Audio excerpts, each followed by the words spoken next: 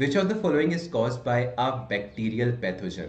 तो आप सबको पता है कि अगर मैं एड्स के बारे में डिस्कस करता हूँ तो एड्स किससे होता है? हमेशा एक वायरस से होता है, जिसके वायरस का नाम होता है HIV, यानी कि ह्यूमन इम्यूनो डेफिशिएंसी वायरस। तो एड्स तो आपका आंसर नहीं होगा। कभी भी अगर हम डेंगू फीवर की बात करते हैं तो आप सबको पता है डेंगू फीवर ही मुझे किससे होता है? मुझे एक वायरस से होता है जो कि आपका होता है डेन 14 वायरस। सबसे पहले ये डेन 14 वायरस क्या करता है? एक मछली को काटता है, यानी कि आपके फीमेल एडिस मॉस्किटो को काटता है। उसके बाद जब वो फीमेल एडिस मॉस्किटो हम लोगों को काटती है तो उससे क्या होता है? हमें डेंगू हो जाता है। तो ये भी आंसर नहीं होगा। अगला आता है कोविड 19। आप सबको पता है कोविड इतना बढ़ रहा है, इतना बढ़ रहा है, आपका वायरस वायरस वायरस। तो कोविड किससे होता है? आप सबको पता है कि सार्स वायरस से होता है ना। तो आपको पता है ये भी आंसर नहीं होगा। तो इसका राइट आंसर आपका आएगा typhoid fever. Because typhoid fever किससे होता है? मुझे एक बैक्टीरिया से होता है, जिसके बैक्टीरिया का नाम होता है सल्मोनेला टाइफी। ठीक है, क्या होता है? Salmonella typhi. तो आशा करता हूँ आपको ये क्वेश्चन समझ में आया होगा। अगला क्वेश्चन देखते हैं क्या बोल रहा है। Which of the following is the mechanism of the action of the oral contraceptive pills. यानी कि कुछ लोग अपनी प्रेगनेंसी रोकने के लिए क्या लेते हैं? पिल्स लेते हैं, ओरल कॉन्ट्रासेप्टिव पिल्स लेते हैं। तो उसका बेसिकली काम क्या होता है? देखो, आप सबको पता है when it comes to females, तो जब लड़कियां पैदा होती है तो बचपन से ही उनकी जो ओवरीज होती है उसमें मिलियन ऑफ एग्स पाए जाते हैं। लेकिन जब वो 14 ईयर्स यानी कि प्यूबर्टी को हिट करती है तो एक एक करके वो एग क्या होता है? मैच्योर होकर रिलीज होता है। तो जो बेसिकली हार्मोन होता है जो उन एग्स को मैच्योर करता है, यानी कि FSH, तो उसको हम क्या बोलते हैं? फॉलिकल स्टिमुलेटिंग हार्मोन बोलते हैं। और FSH क्या करता है? फॉलिक्यूलर डेवलपमेंट करता है, यानी कि आपके जो इमेच्योर एग होते हैं उसको क्या करता है? मैच्योर करता है। इसके बाद एक हार्मोन आता है जिसको हम लोग बोलते हैं LH। LH क्या करता है? LH बेसिकली मैच्योर एग को रिलीज करता है, जिसको हम लोग क्या बोलते हैं? ओव्यूलेशन बोलते हैं। तो अगर कोई इंसान ओरल कॉन्ट्रासेप्टिव पिल्स लेता है तो वो उसके अंदर FSH और LH जो होता है उसको रोक देता है, उसके सिंथेसिस को रोक देता है। तो आपको पता है अगर FSH नहीं होगा तो आपका प्रीमेच्योर एग मैच्योर नहीं होगा, और LH नहीं होगा तो वो बेसिकली एग रिलीज नहीं होगा, ओव्यूलेशन नहीं होगा। तो इसलिए जब भी ओरल कॉन्ट्रासेप्टिव पिल्स ली जाई जाती है तो वो क्या करता है? एग के रिलीज को रोक देता है। ठीक है, अगला question. Which of the following plants has a unisexual flowers. तो आपको पता है ये एक स्टैटिक क्वेश्चन है, तो इसका आंसर क्या होगा? पपाया, यानी कि जो पपीता होता है वो एक यूनिसेक्सुअल फ्लावर होता है। अगला क्वेश्चन देखिए, a cell is unable to synthesis lipids, which of the cell organelles might be defective. हमने पहले ही डिस्कस किया था। देखो, हमारे सेल के अंदर क्या पाई जाती है? एक इस तरीके की सांप जैसी ऑर्गेनली पाई जाती है। ठीक है, और इस सांप जैसी ऑर्गेनली को हम लोग क्या कहते हैं? इंडोप्लाज्मिक रेटिकुलम कहते हैं। ये इंडोप्लाज्मिक रेटिकुलम बेसिकली दो टाइप की होती है। सबसे पहले इस चीज को आप लोग समझने की कोशिश करना कि कभी भी जब इस इंडोप्लाज्मिक रेटिकुलम के ऊपर क्या होते हैं? बहुत छोटी छोटी राई जैसी ऑर्गेनेली, जिसको हम लोग क्या कहते हैं? राइबोसोम्स, वो आकर चिपक जाती है तो इसके सरफेस को क्या कर देती है? रफ कर देती है, और उसी को हम लोग क्या कहते हैं? रफ एंडोप्लाज्मिक रेटिकुलम के नाम से जानते हैं। और क्योंकि राइबोसोम्स हमारा प्रोटीन फैक्ट्री होता है तो वो अगर इसके ऊपर आपके चिपकेगा तो क्या होगा? इंडोप्लाज्मिक रेटिकुलम जो कि रफ होगा वो भी क्या बनाएगा? आपका प्रोटीन बनाएगा। लेकिन वहीं आपको पता है कि यहां पर कोई भी राइबोसोम्स नहीं चिपका हुआ। तो क्योंकि यहां पर आपका कोई भी राइबोसोम्स नहीं चिपका हुआ तो यहां पर क्या होता है? आपका चिकना होता है ना। तो ये बेसिकली क्या होता है? आपका स्मूथ इंडोप्लाज्मिक रेटिकुलम होता है। और स्मूथनेस के लिए हम लोग क्या यूज करते हैं? हमेशा घी, मक्खन, तेल। और घी, मक्खन, तेल क्या होता है? आपके लिपिड्स होते हैं। तो लिपिड्स का सिंथेसिस हमेशा कौन करता है? Smooth endoplasmic reticulum. तो अगर आपका सेल स्मूथ इंडो मतलब लिपिड्स नहीं बना पा रहा, इसका मतलब उसका स्मूथ इंडोप्लाज्मिक रेटिकुलम क्या हो गया है? डिफेक्टिव हो गया है। ठीक है, अगला क्वेश्चन।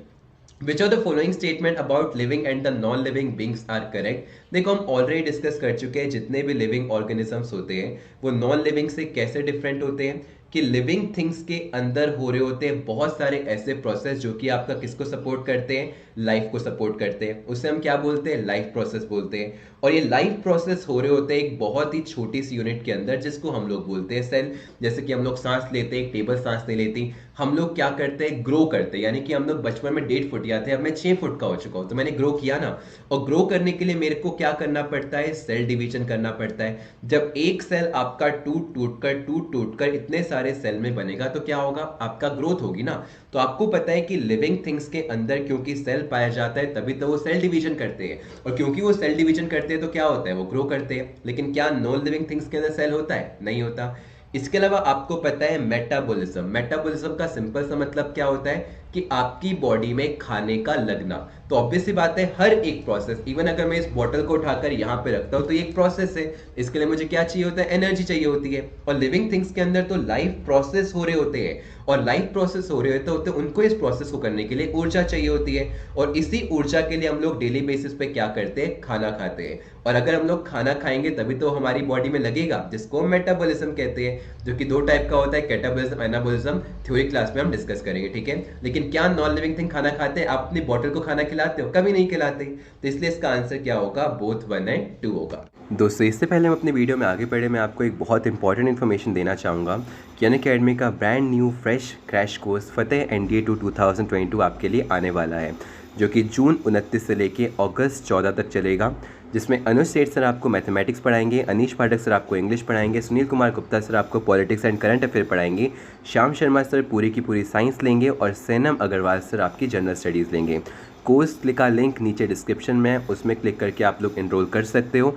अभी तक अनअकैडमी 3,500 से ज़्यादा बच्चों का सिलेक्शन दे चुका है, तो आप भी इनमें से एक बनिए और अनअकैडमी प्लस को अभी के अभी सब्सक्राइब कीजिए।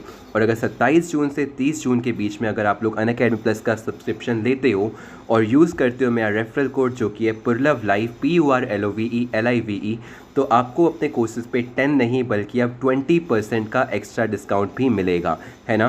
तो ये करेक्ट टाइम है बिल्कुल, ताकि आप इस क्रैश कोर्स में भी इनरोल कर सको, 20% का ऑफर भी उठा सको। तो इनरोल टू अनअकैडमी प्लस। अगला question, Which are the following plants plastids store starch, oil and the protein granules? देखो इसके बारे में हम ऑलरेडी डिस्कस कर चुके हैं कि प्लांट्स के अंदर 3 टाइप के प्लास्टिड पाए जाते हैं। सबसे पहला होता है क्लोरोप्लास्ट। क्लोरोप्लास्ट को हम लोग क्या कहते हैं, हमेशा ग्रीन प्लास्टिड्स कहते हैं। क्यों कहते हैं ग्रीन प्लास्टिड्स, इस चीज को आप लोग समझेगा, क्योंकि इसके अंदर क्या पाया जाता है, एक ग्रीन कलर का पिगमेंट पाया जाता है which is known as the chlorophyll, है ना। और यही क्लोरोफिल क्या करता है, प्लांट्स के खाना बनाने में हेल्प करता है by the process of photosynthesis. तो इसलिए जो क्लोरोप्लास्ट होते हैं उसको हम लोग क्या कहते हैं, उसको हम लोग किचन ऑफ द सेल कहते हैं। तो ये तो आपका आंसर नहीं होगा। सेकंड देखो, अगर मैं बात करता हूँ क्रोमोप्लास्ट, तो क्रोमो का मतलब क्या होता है, जैसे हम लोग क्रोमा की यूज करते हैं तो उसका मतलब होता है कलर। तो बेसिकली जो क्रोमोप्लास्ट होते हैं उसको हम लोग क्या कहते हैं, कलर्ड प्लास्टिड कहते हैं। और जितने भी आपके डिफरेंट डिफरेंट फ्लावर्स होते हैं, डिफरेंट डिफरेंट फ्रूट्स होते हैं, उनके अंदर क्या होता है, उनके अंदर डिफरेंट डिफरेंट कलर्स होते हैं ना, ताकि इंसेक्ट्स, एनिमल्स, हम सब लोगों उनसे अट्रैक्ट हो और उसके क्रॉस पॉलिनेशन में हेल्प कर सके। तो क्रोमोप्लास्ट भी इसका आंसर नहीं होगा। इसका आंसर होगा ल्यूकोप्लास्ट। ल्यूकोप्लास्ट क्या होता है, आपका कलरलेस प्लास्टिड होता है, जो कि व्हाइट कलर का होता है। और जैसे हमारे घरों में खाना बच जाता है, हम लोग क्या करते हैं, जाकर फ्रिज में स्टोर करते हैं ना, तो उसी तरीके से अगर खाना आप लोगों के एक प्लांट्स में बच जाता है तो वो कहाँ जाकर स्टोर होता है, आपकी ल्यूकोप्लास्ट में होता है। और खाना हमेशा एक प्लांट में किस रूप में स्टोर होता है, स्टार्च के रूप में। तो इसलिए हम लोग ल्यूकोप्लास्ट को क्या कहते हैं, फ्रिज ऑफ द सेल कहते हैं, ठीक है। तो इसका भी आपका आंसर क्या आना था, B, that is your leucoplast. अगला question, Which of the following sentence about vacuoles is not correct? देखो आप सबको पता है इस क्वेश्चन का आंसर क्या होगा। क्या प्लांट्स के अंदर एक सेंट्रल वैक्यूल पाया जाता है जो कि approximately 90% total volume of cell को कवर करता है? बिल्कुल। आप सबको पता है प्लांट सेल जो होते हैं वो डेली बेसिस पे एक्सक्रीशन नहीं करते ना एनिमल सेल्स की तरह, तो उनकी बॉडी में जितना भी वेस्ट मटेरियल होता है जाकर कहाँ स्टोर होता है, आप लोगों के वैक्यूल्स में। जैसे आपने कभी एक कैक्टस को नहीं देखा होगा कि वो जा रहा है मस्त लोटा लेके अपना एक्सक्रीशन करने, है ना। तो उसके अंदर अप्रोक्सीमेटली 70 to 80% के आसपास बहुत बड़ा क्या होता है, वैक्यूल होता है, ठीक है। और यही वैक्यूल के अंदर जब ऑस्मोसिस होता है तो पानी जाता है, और जब पानी एक वैक्यूल्स के अंदर जाएगा तो आपका सेल स्वेल होगा, और वहीं जब पानी उससे निकल जाएगा तो आपका सेल श्रिंक होगा। इसी को हम लोग क्या कहते हैं, टर्गिडिटी। तो वैक्यूल्स के अंदर ही पानी जाता है और वैक्यूल से ही बाहर पानी जाता है, तो वो आपके सेल को बिल्कुल टर्गिडिटी प्रोवाइड करता है। लेकिन क्या आपके प्लांट्स एनिमल सेल्स में वैक्यूल्स होते हैं? देखो हम लोग क्या करते हैं ना, डेली बेसिस पे सुबह सुबह उठ के एक्सक्रीशन कर लेते हैं, तो एनिमल सेल्स को वैक्यूल्स की जरूरत नहीं होती है, उनमें वैक्यूल्स होता ही नहीं है, और अगर होता भी है तो बहुत छोटा छोटा होता है और टेम्परेरी होता है। एज वी ग्रो अप वो खत्म हो जाता है। तो इसका आंसर क्या होगा, इसका आंसर आपका होगा सी, यानी कि जो अमीबा होता है वो आपका न्यूट्रिशन क्या वैक्यूल से लेता है? नहीं। अमीबा जो न्यूट्रिशन लेता है, आपने बचपन में इस तरीके से देखा होगा, है ना, उसके पास कुछ इस टाइप का एक पेयर पाया जाता था जिसमें वो खाने के पास जाता था, उसको इंगल्फ करता था, और इसको हम लोग क्या कहते हैं, सूडोपोडिया, यानी कि आपके फेक लेग्स, है ना। तो सूडोपोडिया से आपका अमीबा जो होता है वो खाने को लेता है।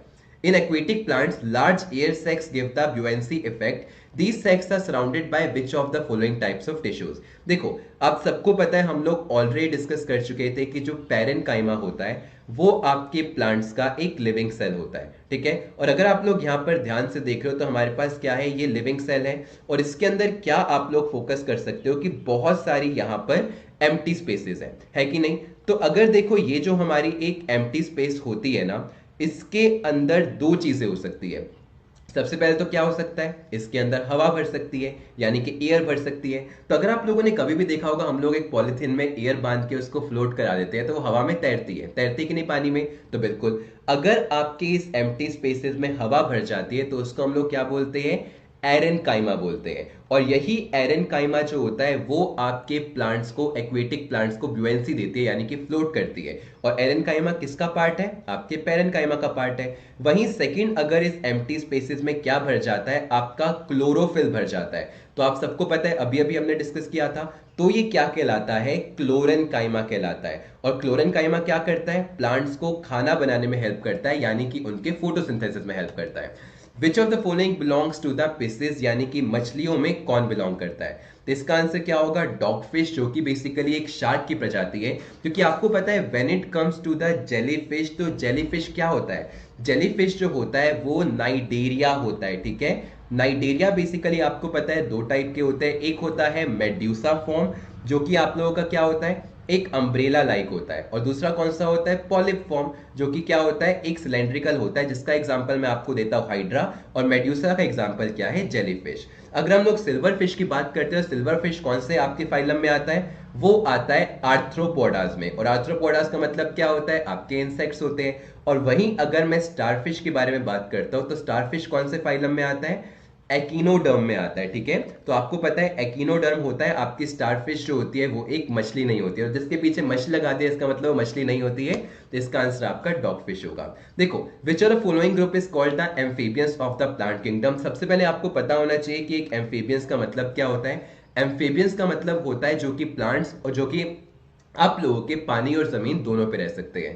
तो इसका आंसर आपका क्या होता है, ब्रायोफाइट्स। क्योंकि आपको पता है, बेशक ब्रायोफाइट्स आप लोगों के लैंड पे पाए जाते हैं, लेकिन उनको रिप्रोड्यूस करने के लिए पानी चाहिए होता है। तो ब्रायोफाइट्स को हम लोग क्या कहते हैं, amphibians of the plant kingdom कहते हैं।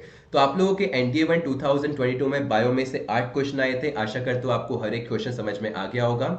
मिलते हैं हम अपनी अगली क्लास में। जय हिंद, जय भारत।